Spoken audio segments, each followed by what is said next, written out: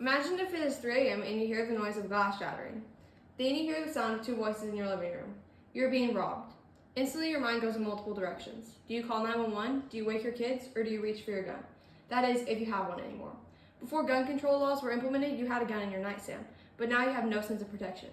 All I can say is that thankfully gun control hasn't been implemented, and you can still consider getting your gun.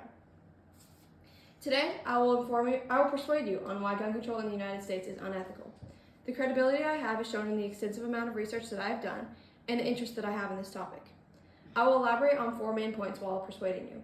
These include how gun control would take away Americans' ability to feel safe, how gun control would be taking away the Second Amendment, that gun violence goes beyond the actual gun and has a lot more to do with mental health issues, and that gun control would no longer allow many Americans to be able to hunt.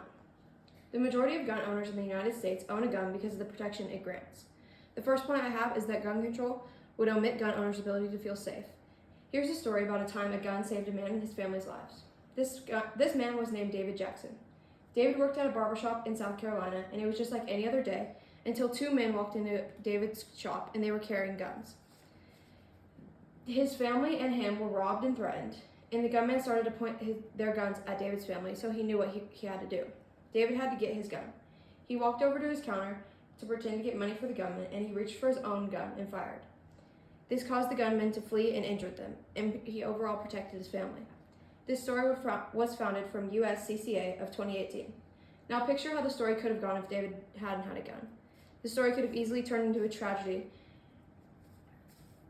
if the gunmen were not stunned and threatened by David's gun. According to the National Rifle Association of 2020, 58% of men and women say that, quote, gun control would make it more difficult for people to protect their homes and families, end quote. This quote is true and definitely applies to David's story. So just imagine the many others who have been in David's position, but also think about the ones who have been in David's position without a gun. The next point I have is that gun control tweaks the Second Amendment and overall ends up taking away the amendment as a whole. If Americans have the right to own a gun, then we have that right, and it should not be taken away. When we take away an amendment, we give the authorities more control than the citizens. The amendments were originally put into place so that the government would not have more power over the people. And once we give them a little power, they want a little more, until eventually they have more power over the citizens, and the Constitution no longer means anything. This is completely unethical. This is the quote of the Second Amendment. The security of a free state, the right of the people to keep and bear arms, shall not be infringed. According to Ellen Vogel, 2019, of Politics and Society, many people argue that the phrase a well-regulated militia is referring to the government.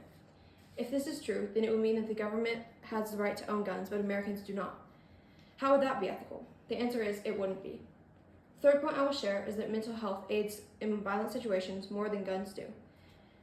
Mental health is the underlying issue in many cases of violence involving guns, and according to the National Alliance on Mental Illness of 2020, half of the people who commit suicide have a diagnosed mental illness. This statistic shows that gun violence isn't just about guns. Think about all the other people who committed suicide who don't have a mental illness and weren't diagnosed. A recent and devastating example of a mental health issue related to gun violence is the Uvalde shooting that occurred on May 24, 2022. Evan Hurley, 2022, of Independent Company, found that the Uvalde shooter was, quote, a deeply disturbed individual who enjoyed hurting animals and boasted about guns on social media, end quote. This was according to people who knew him. Studies have shown that past trauma commonly leads to mental illness, and that past trauma triggers violence. It was later discovered that the Uvalde shooter was severely abused as a kid and bullied too. This proves that he had past trauma, which most likely caused whatever slight form of mental illness he had, and this most likely led to the violence. If the shooter didn't have the past trauma or the mental illness, then there is a very high possibility that the tragedy could have been prevented. The fourth and final point I have is that implementing gun control would take away the capability for many people to be able to hunt. Although this reason may not seem as extreme as the others, it has just as much importance and significance. 11.5 million Americans hunt yearly, and according to the RAND Corporation of 2018, of those 11.5 million, 10 million Americans use firearms when hunting. Dr. Michael Bolin of CORR says that, quote, for the recreational hunter, owning a gun allows him or her to pursue goods that are pleasant. These individuals do not need hunting to live or to pursue a plan of life that is essential to their actualization as people. Instead, the gun provides a means for a pleasant form of relaxation and recreation, end quote. This is a long quote, so let's break it down.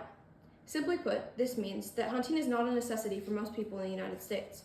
However, it serves as a hobby for many, and gun control would take away these hunters' hobby.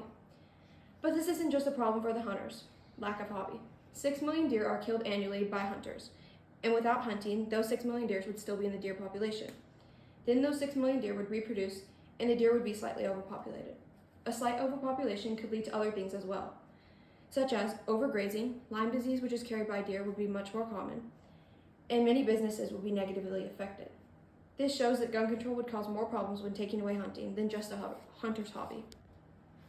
To conclude my speech, I have now talked about 4 reasons to persuade you on why gun control in the United States is unethical.